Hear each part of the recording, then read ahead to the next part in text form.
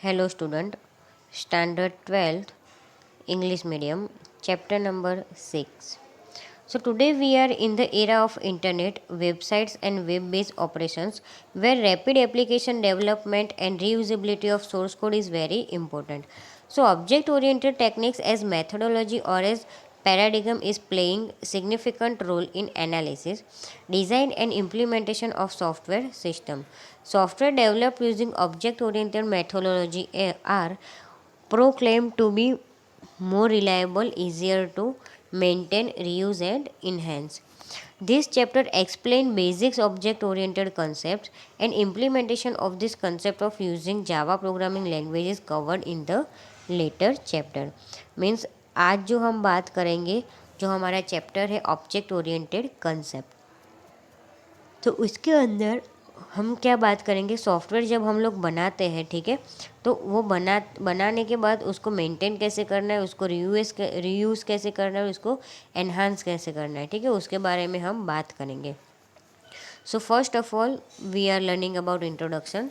So object oriented programming concepts started originating in the 1960s. Since mid 1980s, it had become the main programming paradigm used in the creation of new software. It was developed as a way to handle the rapidly increasing size and complexity of software systems and to make it easier to modify this large and complex system over time. Some of the popular programming languages that support object oriented programming like C++, Java, C Sharp, VB.NET, ASP.NET and PHP। तो यहाँ पे जो आपको programming language दी गई है वो सारी object oriented programming है। So the way of programming can be divided into two categories, namely structural procedure and object oriented. So in procedural programming, the focus is on writing functions or procedure which operate on data. For example, for library application software, we will think of all processes of library of application and focus on the modules like student registration, book issue, book return, fine calculation. Means अगर हम यहाँ पे जब भी library application software बनाते हैं तो हमको इतना सोचना पड़ेगा कि वो वर्क कैसे करेगा। तो उसको वर्क करने के लिए हमको थोड़ा सा मॉड्यूल सिलेक्ट करना पड़ेगा। कैसे कि स्टूडेंट रजिस्ट्रेशन है, बुक इश्यू है, बुक रिटर्न है, फाइन कैलकुलेशन है। तो ये जो सारा है वो सारी जो डिटेल्स है वो हमको जो हमारी लाइब्रेरी की एप्लीकेशन होगी, ठीक है, उसके अंदर हमको चाहिए। So in object oriented paradigm the focus is on object which contain both data and functionality together. For library application, our focus is on the object involved in the application. Here we think of objects like student, book and librarian. Means हम आज अभी बात करेंगे जो हमारा अगर library application लेते हैं तो उसके अंदर हम कैसे यूज़ करेंगे। क्योंकि अगर हम लाइब्रेरी एप्लीकेशन बनाते तो उसके अंदर हमको और भी ऑब्जेक्ट है, जैसे कि स्टूडेंट है, बुक है, लाइब्रेरियन है, तो ये हमारे ऑब्जेक्ट हुए। तो ये ऑब्जेक्ट के बारे में भी हमको सोचना पड़ेगा। So we also need to think of association between such object. For example student return book, means अगर स्टूडेंट बुक रिटर्न करेगा तो क्या कैसे करेगा और क्या होगा उसका स्टेप, ठीक है। The power of object-oriented programming language enables the programmer to create modular, reusable, and extendable code. As a result, programmer can formulate a program by composition and modification of existing modules. Flexibility is gained by being able to change or replace modules without disturbing other parts of code. Software development speed is gained by reusing and enhancing the existing code. So object-oriented programming uses object as its fundamental building block. Similar objects are classified using a concept of class. A computer language is object-oriented if they support four specific object properties called abstraction, encapsulation, polymorphism and inheritance. So यहाँ पे जो हमारी computer language है जो object oriented है, तो यहाँ पे चार ऑब्जेक्ट प्रॉपर्टीज़ है, ठीक है, उसको सपोर्ट करती है। लाइक एब्स्ट्रैक्शन है, एनकैप्सुलेशन है, पोलीमॉर्फिज्म है एंड इनहेरिटेंस है। तो अभी हम बात करेंगे object. So in the real world objects are the entities of which the world is comprise. Some objects can be concrete things like person, car और अ कॉफ़ी कप। मीन्स कई object ऐसे हैं जिसको हम देख सकते हैं, लाइक पर्सन है, कार है, कप ऑफ कॉफ़ी है। सो अदर ऑब्जेक्ट्स में be abstract that do not represent thing which can be touch और सीन। मीन्स दूसरी जो कई चीज़ें जिसको हम छू भी नहीं सकते और देख भी नहीं सकते। सो यहाँ पे आपको एग्जांपल दिया लाइक डेट एंड टाइम। आपको पता है कि डेट भी जा रही है, टाइम भी जा रही है, लेकिन आप उसको देख नहीं सकते।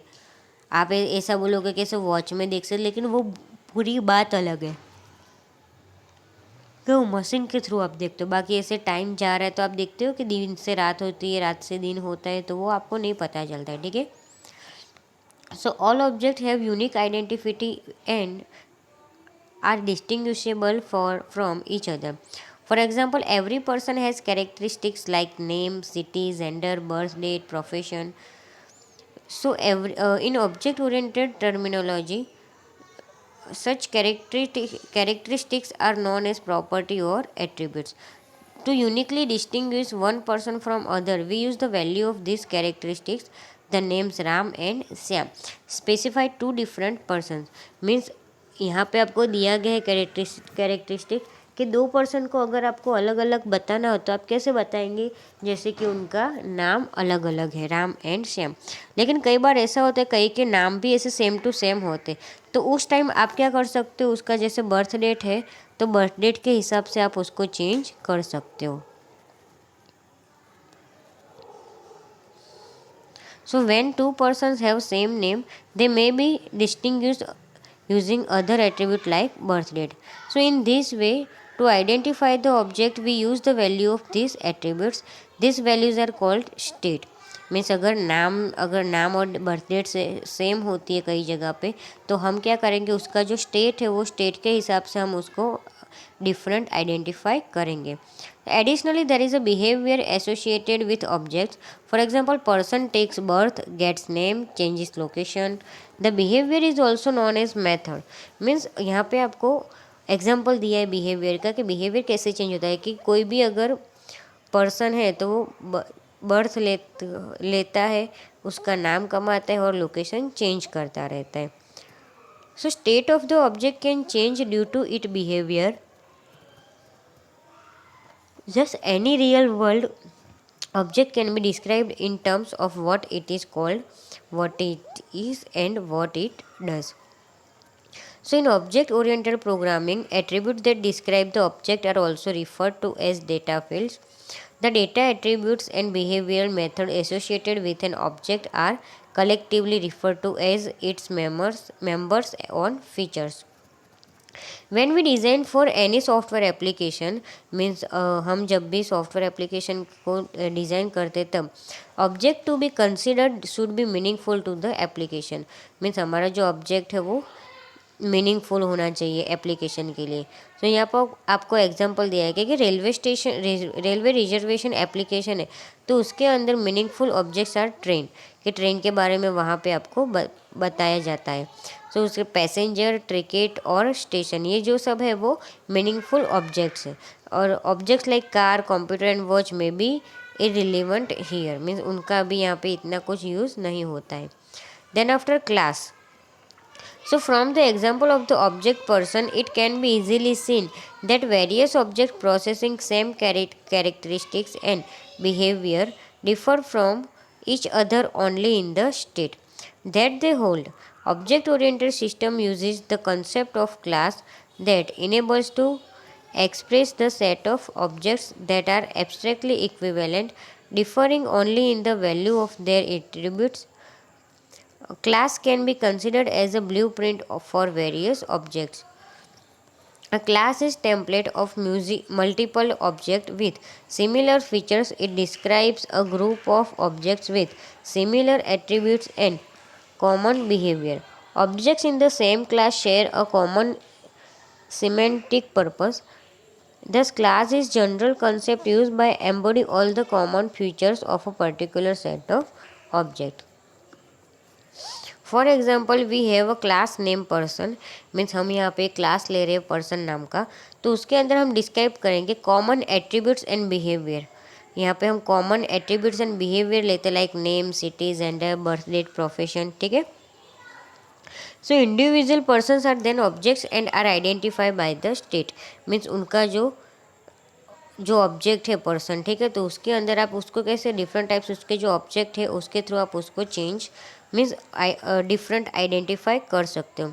So that is the value of their attribute में, ये जो यहाँ पे आपको बताया गया कि यहाँ पे हमारा पर्सन नाम का क्लास है, यहाँ पे जो है पर्सन नाम का क्लास है, ठीक है ये।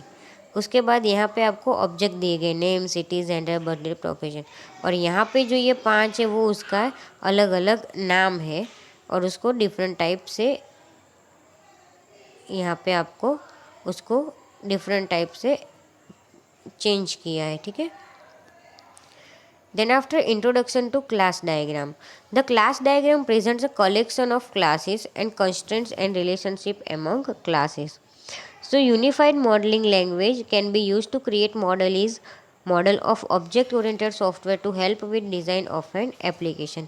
UML is a visual modeling language defined and manipulated by the object management group. UML specifies several diagrams for representing different aspects of a software application. The purpose of the class diagram is to model the static view of the application. The class diagrams are the only diagrams which can be directly mapped with object oriented languages and thus widely used among software developers. In class diagram, a class is represented with an icon or rectangle split into 3 sections present name attributes behavior as follows. मैं यहाँ पे आपको class का नाम दिया गया है यहाँ पे, तो यहाँ पे आपको क्लास का यहाँ पे आपको क्या लिखना है, name of the class in the top bottom. Then after यहाँ पे विजिबिलिटी, एट्रीब्यूट, डेटा टाइप, तो यहाँ पे आपको बोला गया एट्रीब्यूट की जो प्रॉपर्टीज़ है वो प्रॉपर्टीज़ क्लास की जो है वो मिडल सेक्शन की होनी चाहिए। Then after third visibility operator, so यहाँ पे बिहेवियर ऑपरेशन और methods of the class in the bottom section. यहाँ पे आपको एक एग्जांपल दिया गया है पर्सन, उसके बाद उसके अंदर different type of object like, name, city, gender, birth date and at last वहाँ पे आपका जो भी है, ठीक है, वो यहाँ पे आपका चेंज हो जाएगा, ठीक है। सो आज के लेक्चर में इतना ही, बाकी का हम नेक्स्ट लेक्चर में देख लेंगे।